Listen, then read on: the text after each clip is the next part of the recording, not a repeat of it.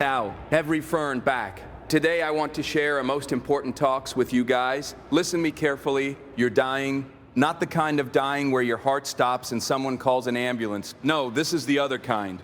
Stay the slow kind, the kind nobody talks about because it doesn't leave a body on the floor. It just leaves an empty person walking around pretending to be alive. And you know exactly what I'm talking about. You felt it this morning. That heaviness in your chest when the alarm went off.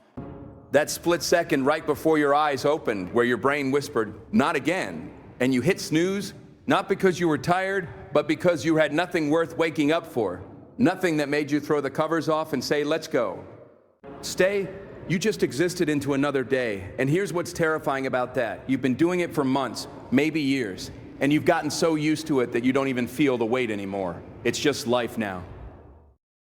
Stay, that dull, heavy going through the motions thing you do between Monday and Friday, and then Saturday comes and you numb yourself with noise, scrolling, binge watching, sleeping till noon, and you call that rest, but it's not rest, it's hiding. And deep down you know it's. I need to tell you something before we go any further, and I need you to really hear this, not skim it, not half listen. I need you to let this land. There is a version of you right now as you're reading this, that is screaming, not out loud, internally.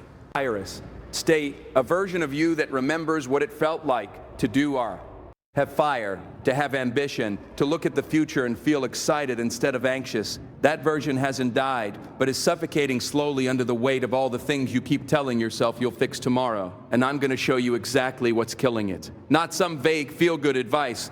Not some just believe in yourself nonsense that sounds nice on a poster, but means nothing when your life is falling apart. I'm going to show you the 10 specific things, 10 daily choices that are either building you up or quietly destroying you.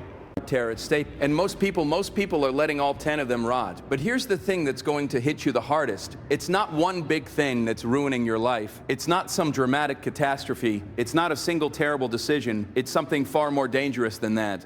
It's the accumulation of tiny neglects day after day after day. The small things you skip, the little disciplines you ignore, the quiet promises you break to yourself every single morning. Stay. And by the end of this, you're going to understand something that most people go their entire lives without ever figuring out. Something that separates the people who wake up at 40 with regret from the people who wake up at 40 with results. And it's so simple. It's going to make you angry because you'll realize you have the answer the whole time. You just weren't paying attention, but we'll get to that. First, I need to show you something about yourself that you've been refusing to look at. Let me describe your life. And I want you to tell me if I'm wrong. You wake up tired every single day, not because you didn't sleep enough. You probably slept too much. You're tired because nothing is pulling you forward. There's no magnet in your future, no vision that makes you want to get out of bed with urgency. So your body does what anybody does when it has no direction. It shuts down, it conserves, it says, "Why bother?" You check your phone before your feet hit the floor. You scroll through other people's highlight reels, their vacations, their promotions, their perfect little lives, and something inside you tightens. You don't even notice it anymore, but it's there. That tiny knife twist in your gut that says, "Why not me?" And then you tell yourself the lie. The same lie you told yourself yesterday and the day before that and the day before that. I'll start tomorrow. Tomorrow, the most dangerous word in the English language. Tomorrow never comes, does it? It just keeps pushing forward. Always one day out of reach. Always waiting on the other side of when I feel ready. Always waiting on the other side of when I feel ready, or when things calm down, or when I have more time. Stay. And you know what happens while you're waiting for tomorrow?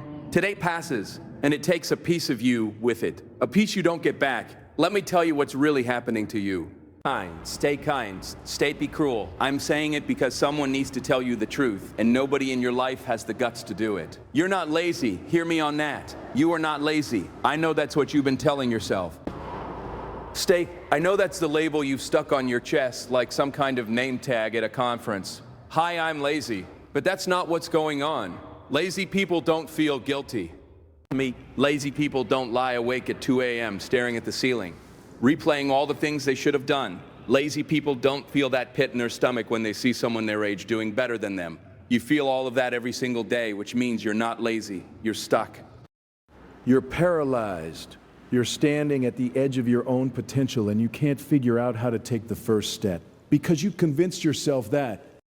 The gap between where you are and where you want to be is too wide, so you don't move. You don't even try. And the longer you stay still, the wider that gap gets. And the wider it gets, the more impossible it feels. And the more impossible it feels, the more you numb, the more you distract, the more you scroll and binge and sleep and pretend that you're taking it easy when really you're just giving up in slow motion. You know what kills me? You know what actually breaks my heart about this? You have people around you, friends, family, maybe a partner, and they look at you and they see someone who's fine, maybe a little quiet, maybe a little less enthusiastic than you used to be, but fine, because you've gotten so good at performing fine that you could win an award for it. You smile when you're supposed to smile, you laugh when you're supposed to laugh, you say, "I'm good," when someone asks how you're doing, and you say it so convincingly that they believe you, but you're not good. Mr. Rude is you haven't been good in a long time, and the worst part, the absolute worst part, is that you're starting to forget what good even feels like. You're starting to think that this heaviness, this numbness, this quiet desperation is just who you are now. That the fire you once had was just a phase. That the ambition was just youthful naivety. That the dream was never realistic in the first place. And that's when it gets really dangerous. Once you accept mediocrity as your identity, once you make peace with a life that's smaller than the one you were designed for, that's when something inside you actually dies. Not tomorrow, not next year, right now. In this moment, every moment you spend accepting a version of yourself that you know is not the real you. You want to know what the coolest part is? The coolest part is that nobody did this to you. There's no villain in Yai.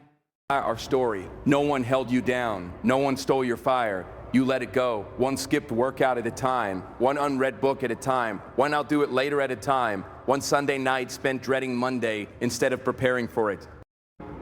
Stay. One conversation you didn't have because it was easier to stay silent. One boundary you didn't set because confrontation made you uncomfortable.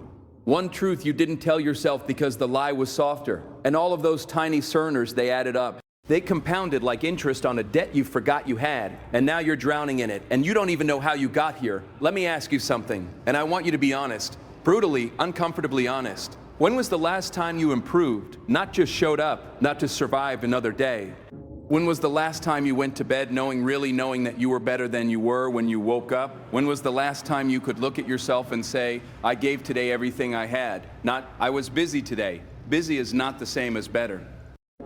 You can be busy for 12 hours and not move an inch. You can answer emails and attend meetings and run errands and collapse into bed, exhausted, and still be the exact same person you were when you woke up. That's not progress. That's a hamster wheel with a salary. If you can't remember the last time you truly improved, that's your answer. That's the diagnosis. That right there is the disease that's eating you alive. Not laziness, not lack of talent, not bad luck, neglect. The slow, silent, painless neglect of everything that matters. You've stopped improving. Stay. You stop growing. You stop demanding more from yourself. And when a human being stops growing, they start dying. Not physically. Something worse. They die on the inside while their body keeps walking around, going to work, eating dinner, watching TV, pretending everything is fine. And the real tragedy, you don't even notice it's happening because it doesn't hurt.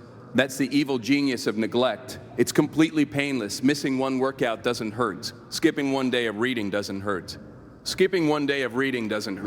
Letting one conversation slide doesn't hurt, but string enough of those painless days together, and suddenly you look up, and 5 years have passed, and you're the same person you were half a decade ago. Like, stay, or worse, a lesser version, a diluted version, a version that the 20-year-old you would barely recognize. There was a man, a real man, not some fictional character who understood this better than anyone. His name doesn't matter. What matters is what happened to him. He was 25 years old, smart, capable. Everyone around him said he had potential. His teacher said it, his parents said it, and for a while he believed them. He had big plans. He was going to build something, create something, be someone. Stay. He had that fire in his eyes. You know the one I'm talking about? That look that says, "Watch me." But then life happened. Not anything dramatic, no tragedy, no catastrophe, just life. A job that paid the bills but didn't feed his soul, a routine that was comfortable but not challenging. Friends who were fun but not driven, and slowly, so slowly, he didn't even notice the fire went out. At 25, he was going to change the world. At 28, he was going to start next year. Stay. At 30, he stopped talking about it altogether. At 35, he couldn't even remember what the dream was. And the scariest part, Nobody noticed. Not his wife, not his coworker, not his friends. On the outside, nothing changed. He still went to work, still came home, still smiled, still said, "I'm fine." But he wasn't fine. He was a ghost living inside a body that used to belong to someone with fire. And one night, one random Tuesday night at 2 a.m., he was live, missed a ceiling, and it hit him like a truck, like a wave that came out of nowhere and knocked him flat. He realized something that made him sit up in the dark with his heart pounding. Stay, he hadn't improved a single thing about himself in over a decade. Not his mind, not his body, not his body, not his skills, not his relationships, not his communication, not his attitude, nothing. He had been running on the same version of himself for 10 years, and it showed his body was weaker. His mind was duller, his marriage was on autopilot, his career was a dead end, his confidence was gone, not destroyed by some external force, eroded by 1,000 days of doing nothing about it. 10 years gone. Stay, not because anything terrible happened, but because nothing happened at all. And I want you to feel that for a second. I want you to really sit with that, because that man is not some rare exception. That man is the rule. That man is most people. Stay where you didn't get better at anything, where you didn't sharpen a single skill, challenge a single thought, push a single boundary, where you just floated, drifted, existed. And look, I'm not judging you. I'm not standing above you looking down. I know what it's like to drift. I know what it feels like to wake up one day and realize that the person you become has nothing in common with the person you wanted to be. That gap between who you are and who you know you could be is the most painful place a human being can live, because you can see it, you can feel it, you just can't seem to cross it. But here's what nobody tells you about that gap. Here's the secret that changed everything for that man lying awake at 2 a.m., and it's the same secret that's going to change everything for you. The gap is not as wide as you think. Read that again. The gap is not as wide as you think. You've been staring at it so long. You've turned it into a canyon. You've made it this impossible, uncrossable chasm that separates people like you from people who have it together. But it's not a canyon. It's a crack in the sidewalk, and you can step over it today, right now, with one decision. But, and this is critical, it's not the decision you think it is. It's not about making some massive dramatic life overhaul. It's not about quitting your job or moving to a new city or reinventing yourself overnight. Those big sweeping changes, they almost never work. You know why? Because they're built on motivation. First of all, stay in. Motivation is a liar. Motivation shows up on Monday morning full of energy and promises, and by Wednesday afternoon it's gone, vanished, left you alone with the same old habits and the same old excuses. Stay. No, the decision that changes everything is much smaller than that and much more powerful. It's the decision to improve daily in the small things. Stay, the things nobody sees, the things nobody applauds, the things that don't make for a good Instagram post or an inspiring tweet. It's the decision to be 1% better today than you were yesterday. Not 10%, not 50%. 1%, that's it. That's the whole secret. And I know what you're thinking. You're thinking that's too simple. That can't be the answer. My life is a mess, and you're telling me 1% is going to fix it. And I get it. I really do. Because we've been conditioned to believe that change has to be big to matter. That transformation requires some bolt of lightning moment where everything clicks and you become a completely different person overnight. But that's not how it works. That's never how it works. You know how it actually works? Think about it like compound interest, but for your soul. 1% improvement per day doesn't sound like much. It sounds almost laughable, but run the math. 1% better Eve. Stay every single day for a year. And you're not 1% better by December. You're 37 times better. 37 times. That's not motivation math. That's real math. That's what happens when small disciplines stack on top of each other day after day after day. And here's the flip side, the terrifying flip side. 1% worse every day, 1% more neglect, 1% more complacency, 1% more I'll deal with it tomorrow. By the end of the year, you're down to almost nothing. You've eroded yourself to dust, and you didn't even feel it happening because each individual day felt fine, normal, harmless. That's the trap. That's the lie that comfortable lives tell you. Each day feels harmless, but they're not harmless. They're either building you or breaking you. There is no neutral. There is no maintaining. You're either getting better or you're getting worse every single day. And the direction you're heading right now, the 1% you're choosing today, whether you realize it or not, is shaping the person you'll be in 5 years. A man once said it better than anyone. Success is nothing more than a few simple disciplines practiced every day, and failure is simply a few errors in judgment repeated every day. The difference between those two, between a life that lights you on fire and a life that slowly burns you out, is not talent, it's not luck. It's not connections or money or opportunity. It's what you do with the hours between waking up and going to sleep every single day. 1% practice daily, compounded over months and years. That's how people who have it together built their lives. Stay not with one giant leap, with 1,000 tiny steps that nobody saw. But here's what I haven't told you yet. And this is the part that matters most. It's not just about improving, it's about what you improve. Because you can improve the wrong things and still end up empty.